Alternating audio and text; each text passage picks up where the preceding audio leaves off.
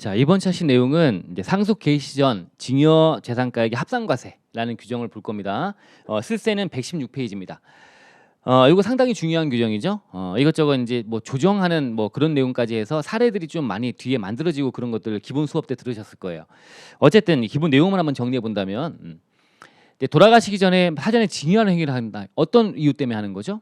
기본적으로 상속세는 누진세율, 누진세율 체계에서 분산하면 좋은 거니까 돌아가시기 전에 사전에 증여하면 일단 증여세를 내긴 내는데 그게 다 돌아가신 날 현재 남겨서 한꺼번에 세금을 계산하는 것보다는 그 전에 사전에 증여를 통해서 이 한 방에 몰려오는 누진과세, 누진세 부담을 좀 분산해 보자. 이른바 사전에 분산 증여를 통해서 상속세 누진 부담 회피 이거를 방지하자. 그래서 그 전에 사전 증여한 거를 합산과세 해버리겠다. 합산과세하겠다. 자, 그럼 여기서 한번 생각해 볼게. 사전에 증여를 하게 되면 증여는 증여입니다. 그 증여 행위를 무시하는 건 아니에요. 이거를 누진부담 회피 행위를 한 거에 대해서 약간 이거를 바로잡기 위해서 그 전에 증여한 행위를 무시하는 게 아니고 증여는 증여인데 이거를 합산과세에서 누진부담의 정당한 세율을 받게끔 만드는 거고요. 정당한 세율 받으려고 합산과세가 됐다면 그 전에 증여 당시에 증여세를 냈던 거는 어떻게 해줘야 돼요? 그만큼을 빼줘야지 조정이 되는 거지. 증여세는 증여세 내고 그다음 합산과세에서 다시 누진부담은 지우게만 하면 안 되죠. 그러면 이중과세 문제가 발생하니까 그래서 그만큼은 빼줘야지. 그래서 우리가 키워드로 잡아가는 것들 많이 외웠죠. 그래서 사전에 증여한 거를 합산과세하겠다. 합산과세하는 거는 왜 정당한 세율 받기 하기 위함이다. 이렇게 우리가 외웠고요. 그 다음에 증여세 공제라고 당연히 합산과세가 되는 그놈에 증여세 냈던 거는 빼줘야 되는데 이때 이거는 이중과세 방지를 위해서 그죠? 그래서 하기 위한 조정 조항이다. 이게 더 중요한 표현입니다. 조정 조항이다. 합산은 정당한 세율 적용받기 위한 규정이고 이제 증여세 공제로 증여세 냈던 걸 빼주는 거는 당연히 조정을 해줘야 되는 거다. 이중과세 방지를 위한 조정 조항이다라고 하는 거예요. 이 조정 조항의 의미가 지금 여러 가지가 이제 기술됐었고요. 시험에 기술됐었고 앞으로 나올 수 있다라고 하는 겁니다. 자, 그럼 들어가 보시면 이제 자 그런 누진부담 회피를 막기 위해서 사전 증여를 통해서 부담을 피하는 거를 조세 누진 부담을 피하는 걸 막기 위해서 합산과세하는데 이거는 일단 천년만년이 아니고 일단 상속 개시일 전 10년 이내 상속인 5년 이내 상속인 아닌 자에게 사전 증여한 건 합산과세하겠다라고 되어 있습니다. 상속인은 10년 내 합산, 외자는 5년 내 합산. 이 안에 누구도 들어가? 영리법이 들어가요. 이것도 중요한 거죠. 이런 것 등등 상속인 아닌 자에는 그래서 영리법인한테 아버지가 돌아가시는 영리법인에다가 뭔가 증여를 한 거예요. 근데 영리법인은 당연히 영리법인은 증여세 안 냅니다. 맞죠? 납세무자의 범위에 빠집니다. 왜냐하면 소득과세가 되기 때문에 그래.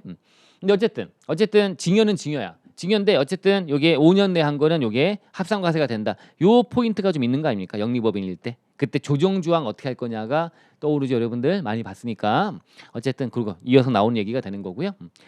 자, 어쨌든 이제 다시 요건은 10년 내 상속인 5년 내 상속인 아닌 자에게 사전에 증여한 게 있다면 그거를 합산과세하겠다라고 되어 있고 이때 합산할 때 합산은 배제하는 게 나옵니다. 합산 배제는 무조건 외워야 되는 거죠. 증여세 쪽에도 나오는 거고. 자, 사전에 이제 증여했대요. 사전에 증여했고요. 요거를 요번에 합산해서 상속 일어나면 일정 기간 내 10년 5년 내 거 합산과세 하겠대요. 그래서 이때 증여했던 재산을 이거를 일로 와서 합산과세 하겠다라고 해서 집어넣어서 하고 이때 증여세 낸 금액이 있다면 이 낸 세금을 여기 와서 마이너스 해주겠다. 이게 조정조항이다. 이런 구조 아니겠습니까? 자, 근데 이 합산과세 안 하겠대요. 이때 증여 받을 당시에 얘가 비과세래요. 또는 과세가의 불산입이래요. 이걸 여기다 합산과세 해버리면 과거의 비과세와 과세가의 불산입이 의미가 없어져 버리는 거 아닙니까? 증여세 안에서의 어떤 혜택을 주는 비과세거나 과세가의 불산입 혜택을 받았다면 그건 유지시켜야 되는 거니까 다시금 합산과세해서 이게 일로 넣어서 과세하겠다는 거 아니야. 그럼 비과세가 과세로 바뀌어버리는 거고 과세가의 불산입이 과세로 바뀌는 거니까 그건 아니라는 거야. 그래서 제목 정도 비과세 과세가의 불산입. 그 다음에 태생적 합산 배제가 나오죠. 합산 배제. 자, 그래서 전주 합가 추정 거제명 이렇게 해서 앞자를 따놨습니다. 요거는 무조건 외워놓으시면 좋죠. 요게 나중에 또 활용이 많이 됩니다. 전주 합가 추정 거제명 이게 증여 공제할 때도 나중에 하면 이때 3천만 원 빼준다, 안 빼준다 등등으로 구분되기도 하고 하니까 전주 합가 추정 거제명 잘 외워놓으시고요.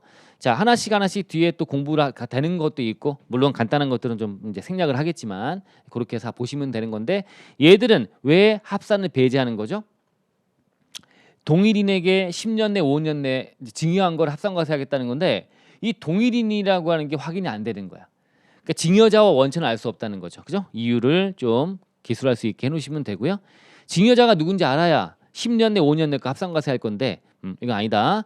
뭐 주식의 상장에 따른 이익의 징여 같은 것도 그런 거죠. 그죠? 이때 상장 이익 징여가 있어요. 상장 이익 징여가 이때 징여가 있었대요. 그리고 이번에 상속 일어나면 또 합산과세 하려고 했더니 이 상장에 따른 이익 징여는 아버지가 아들에게 상장 이익을 준 게 아닙니다. 아버지는 내부 정보 이용할 수 있는 지위에 있는 자가 뭐 주식을 양도하거나 아니면 징여하거나 돈 줘서 재산 재산 징여한 다음에 주식을 사게 하거나 이렇게 한 다음에 그 비상장 상태의 주식이 상장돼서 이득을 본 거는 아버지의 주머니로부터 아들 딸의 주머니로 간 것이 아니고, 그죠? 당연히 그 물론 출발선은 맞지만 그래서 이거는 아버지로부터 받은 거라고 보기는 어렵다는 거야. 근데 이것도 포괄해서 포괄주의로 가서 징여세 과세는 하는 게 맞지만 상장에 따른 이익의 징여는 상장에 따른 이익 징여는 이건 아버지로부터 받은 게 아니기 때문에 이 금액은 징여자를 모르겠다는 것이 이제 그래서 이건 합산과세하지 않겠다 이런 거예요. 그런 취지다라고 비슷한 것들이라고 보시면 되고 어쨌든 우리 외우자. 그리고 하나씩 들어가서 내용들을 보시고 나서 보시면 더 이해가 될 겁니다. 전주합과 추정거제명 이런 것들은 배제, 합산 배제. 자 됐네요. 그 다음에 이제 추가적인 나온 얘기는 이제 그러니까 기본적으로 여러분들은 뭘 잘 정리하셔요? 이 두 가지 정리하셔야 돼요. 일단 요건하고요. 10년 내 5년 내 등등 요건과 배제 이걸 잘 잡아놓으시고요. 그 다음에 추가로 이제 상황별로 자 먼저 사전에 징여한 거를 합산과세 하겠다고 하는데 이때 평가는 뭘로 할 거냐는 거지.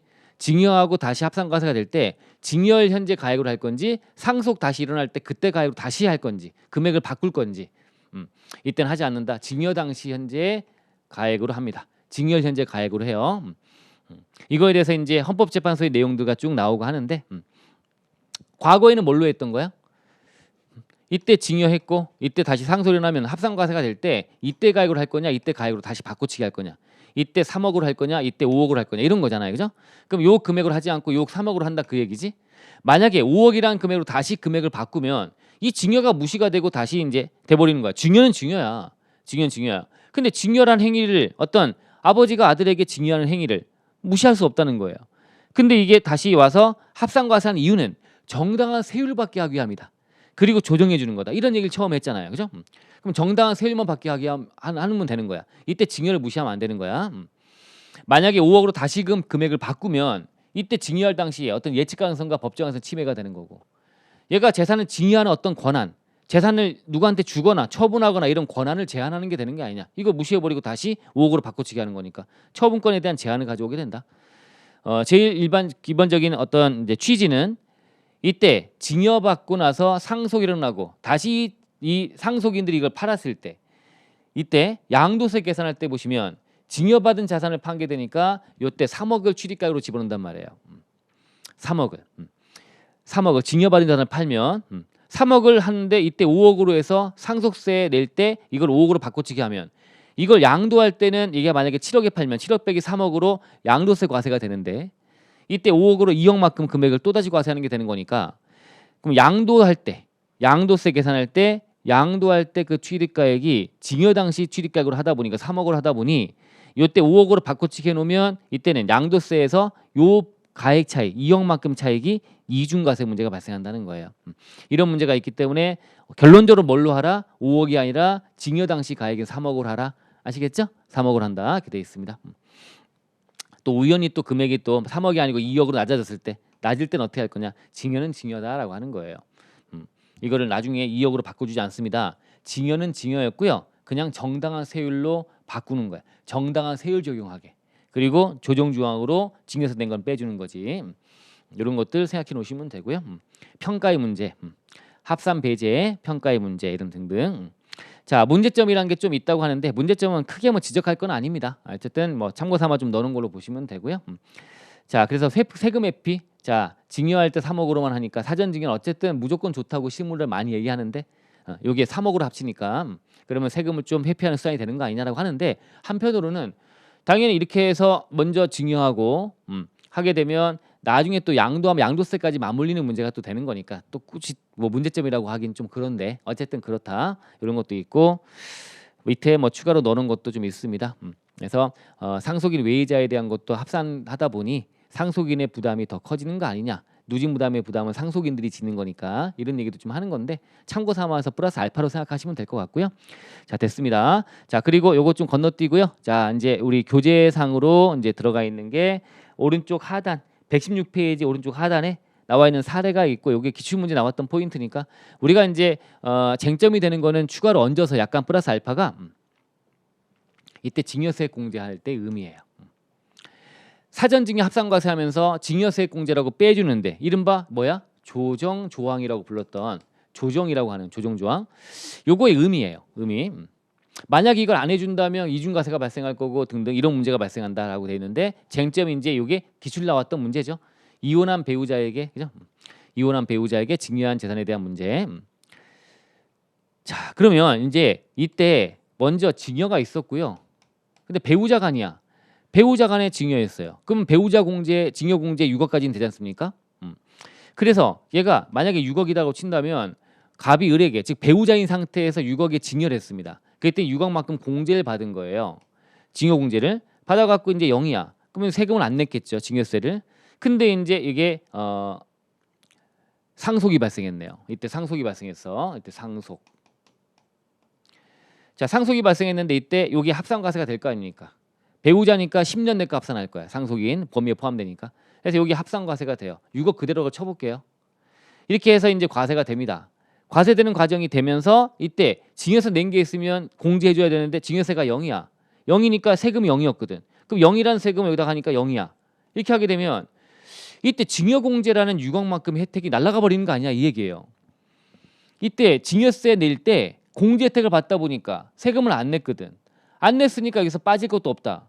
그러면 요건 합산과세가 돼서 6억에 대한 세금을 내는데 증여세는 빼주지 않으니 이게 안 거두려고 했던 증여 공제 받아서 안 내려고 했던 세금이 이때 내게 되는 거니까 이건 불합리한 거 아니냐라고 했더니 대법원에서 야 그러면 이때 상속 일어날 때 배우자 상속 공제라는 어마어마한 혜택이 있다. 그러니까 이건 네 말이 맞는데 그냥 눈 감아줘라고 해 넘어갔던 거야. 그래서 이때 배우자 상속 공제가 크니까 그래서 이때는 안 했어요. 자, 그래서 이때 0이 빠져도 그냥 그대로 넘어간 거야. 배우자 상속 공제 어마어마한 공제 혜택을 받으니까. 근데 이제 문제가 불거진 건 뭐냐면 이때 사이에 사망하기 전에 이때 이혼했다는 거지. 이혼해 버리면 이제 상속인이 아니니 어떤 문제가 돼요? 이제 이때 상속인 외의자가 되니까 5년 내과 합산과세가 된다. 달라지는 거고요. 그 다음에 또 이때 배우자가 아니니까 배우자 상속 공제가 안 돼 버립니다. 이 어마어마한 혜택이라고 해서 참아줘라고 했는데 이게 안 된다는 거야. 그러다 보니까 이거는 문제가 될 것 같다. 이래서 대법원이 뭐라고 하는 거야? 이때 빼는 증여세 공제로 빼는 거는 이 효과를 유지하기 위해서는 이때 증여 당시에 이런 증여 공제를 받지 않았다면 이게 혜택이 없어져 버리니까 증여 공제라는 혜택을 받지 않았다면 세액을 구해서 그걸 빼준 걸로 하게 되면 이 공제 효과가 유지가 되는 효과가 되는 거지. 왜냐하면 이거 안 받았을 때 세액을 빼주니까 이걸 받은 게 유지가 된다 그 의미가 되는 거예요. 그래서 이때 배우자 증여 공제를 받지 않았을 경우에 세액을 공제해 준다라고 하는 겁니다. 이런 아이템으로 출제가 된 거야. 그리고 이어서 나온 얘기들이 다 아까 잠깐 얘기했던 얘가 만약에 생전에 증여하는데 이게 영리법인에게 한 거야. 영리법인에게 했다면 영리법인은 뭐네요? 법인세 내기 때문에 증여세 안 내거든요. 근데 만약에 이게 5년 내 만약에 상속돼서 이게 그래서 합산과세가 된다. 이건 증여는 증여니까 합산과세가 되는 겁니다. 그럼 아버지가 돌아가시기 전에 영리법인에다가 증여라는 어떤 행위를 한 거야. 그리고 나서 이제 돌아가신 거예요. 그럼 이때 영리법인은 증여받은 거에 대해서 받았지만 순자산 증가설로 법인세 과세가 되니까 증여세는 매기지 않거든요. 그렇지만 법인세는 냈잖아. 이 상태에서 이제 상속이 일어나서 합산과세가 돼버리니 이때 당연히 증여세는 안 냈지. 안 낸 이유는 뭐예요? 영리법인이니까 법인세 내니까. 그랬는데 이게 0이니까 또 0이 빠진다면 그러면 이것도 문제 있지 않느냐. 그래서 또 뭐라고 하고 있어요? 이때 영리법인에게 이제 증여세 과세가 안 되지만 증여세를 과세가 되었다면 가정한 세액 상당액을 빼는 걸로 한다라고 하는 게 또 대법원 판례입니다. 비슷한 맥락이죠. 이렇게 보시면 됩니다. 그런 아이템으로 출제가 좀 될 수 있다고 봅니다. 그래서 이렇게 좀 잘 잡아보시면 좋겠어요. 사전증여, 생전증여라는 건 상당히 중요한 주제입니다. 그래서 기본적으로 요건하고 뭐 배제되는 거라든가 전주합과 추정 거제명 외우시는 거 외우고 그 다음에 평가 뭘로 할 건지 이때 평가 뭘로 할 건지 이때 당시 가액으로 평가한다는 거 그 다음에 여러 가지 이제 얹어서 이렇게 조정 조항이다. 그럼 이런 거 기술할 때 당연히 얘는 정당한 세율 받기 위함이다. 얘는 빼주는 거는 조정 조항이다. 그럼 조정 조항을 잘해주기 위해서 이런 갖가지 내용들이 좀 추가되는 게 있다. 이 공제 효과를 배제, 이 공제 효과를 유지, 그다음에 영리법인이니까 법인세 냈다. 그러면 이게 이중과세 방지 등을 위해서는 이때 이걸 받지 않았을 때 또는 증여세 과세가 됐을 때를 가정한 세액 상당을 빼준다. 영리법인일 때는 그런 얘기들을 얹어서 하시면 좋겠습니다. 좀 길게 살펴봤네요. 상당히 중요한 주제입니다. 잘 정리하고 가져가도록 하시면 좋겠습니다. 이걸로 이번 차시 마치겠습니다. 예.